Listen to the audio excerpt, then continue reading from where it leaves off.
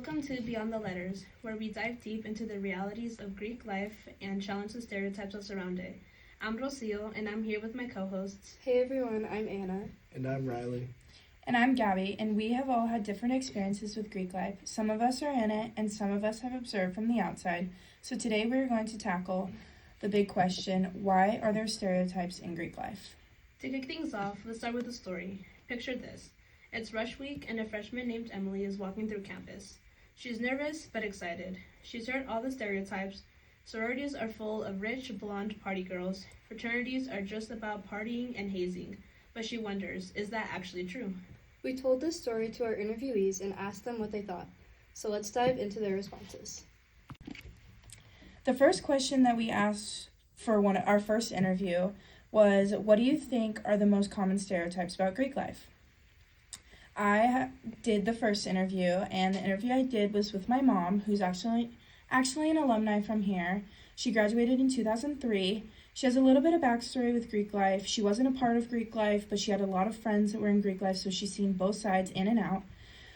That's why I picked her to ask this question, and she mainly talked about the most common stereotypes that she saw when she was here, and they were very similar to the ones that are here now, just the typical sorority girl, blonde, rich, always wearing makeup, all that stuff, and that frats were gross and lots of parties, all of that stuff. And the only thing that she would say differently, that the different stereotypes that are being brought up, was there's a lot more drugs and alcohol abuse in the stereotypes now. Like, you hear a lot more about sororities doing specific things with drugs and things like that. And so that was like the main difference between the two stereotypes, which I thought was interesting because it hasn't changed much, just gotten a little different. In my interview with Andrew McKenzie, Director of Business Operations at Microsoft, he said a couple of common stereotypes about Greek life included hazing, binge drinking, being social, supportive, toxic masculinity, and being exclusive. So sort of a range of negatives and positives.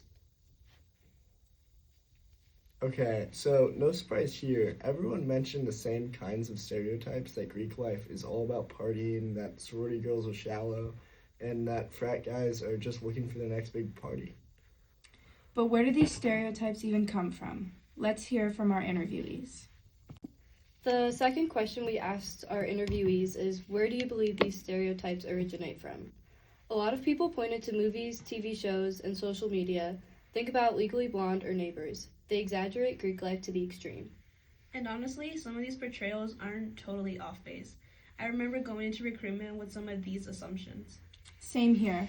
I thought I'd be walking into a scene from House Bunny, and then I actually met the members, and it was a lot more diverse than I expected.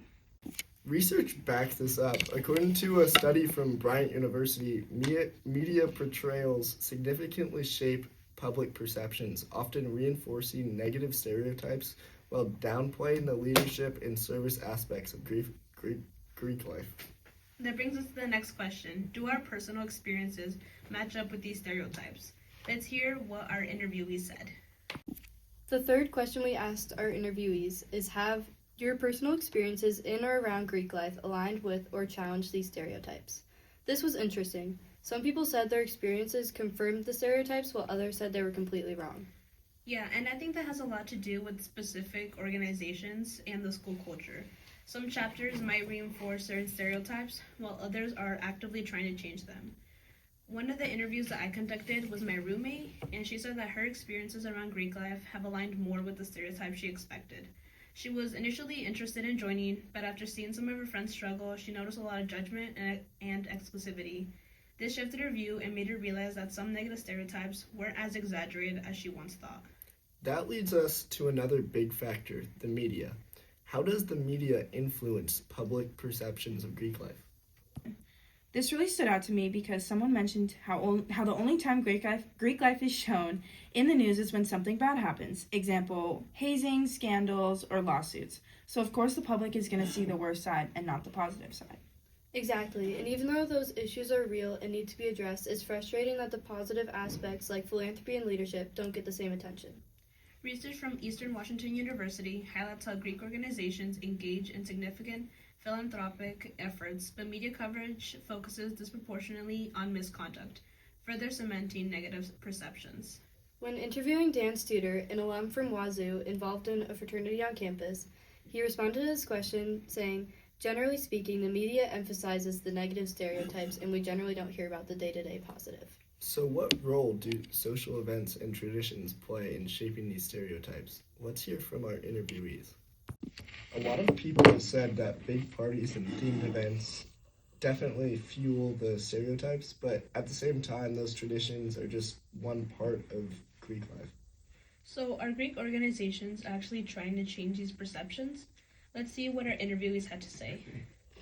In the interview that I conducted, I spoke with an alumni from my hometown who actually went to WSU. She's an alum from Kappa Gamma here on Greek Row, and she highlighted how the social events that she went to and like the traditions, she says like normally are the ones that fuel the stereotypes about partying and exclusivity. She explains that while events like formals and recruitments are the visible events, they are just only a small part of the experience of being in Greek life.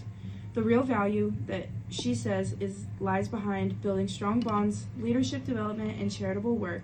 And she also emphasizes that sororities and fraternities offer so much more than what people typically see from the outside, fostering a supportive community that lasts beyond college. The next question we asked was, do you think Greek organizations are actively working to combat negative stereotypes, and if so, how? Some people said yes, but it's an uphill battle. Many sororities and fraternities are putting more emphasis on inclusivity and philanthropy, but it's hard to erase decades of stereotypes overnight. And those stereotypes don't just affect public perception, they also impact recruitment. Let's hear what our interviewees thought on that. The former president of my sorority made efforts to combat negative stereotypes through values-based recruitment and more inclusive events. However, she acknowledged that real change is slow and depends on members being willing to grow and hold each other accountable. We also recognized how do stereotypes affect recruitment and membership in Greek organizations. This was a very interesting topic because some people said that they hesitated to join because of the stereotypes. Another question that we asked was, how do stereotypes affect recruitment and membership in Greek organizations? This is a very interesting topic because a lot of people said that they hesitated to join because of these stereotypes, which is funny because I also experienced that. I heard a lot of the stereotypes about Greek life and decided not to do a formal rush, which I feel like is starting to happen a lot more. And then after COBing in the spring, I learned that a lot of that's not true and it's just kind of like been built up for so many years that it's really hard to like quit the stereotypes, but everybody should just give it a chance, and it's not all that it seems on the outside. You have to experience it to see that some of those things are not true. Adding on to that, formal recruitment has decreased by half from last year, from 400 to 200 at Wazoo, proving that these stereotypes about Greek life are preventing people from going into formal rush.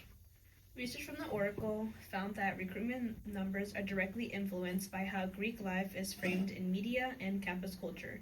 Negative stereotypes deter diverse membership, while organizations working to change perceptions see higher engagement. And finally, one of the more important aspects, how do these stereotypes impact the mental health and well-being of members? A study from the American Psychological Association shows that members of Greek life organizations can experience stress from trying to fit the idealized Greek life image, which can negatively impact their mental health. Which is why it's so important to have conversations like this. Greek life isn't a one-size-fits-all, and the more that we talk about it, the more we can push for positive change. Exactly. So final thoughts. Why do these stereotypes exist, and what can we do about them? I think they exist because they've been reinforced for so long, but we can challenge them by being more vocal about the positive aspects of Greek life. And by holding organizations accountable.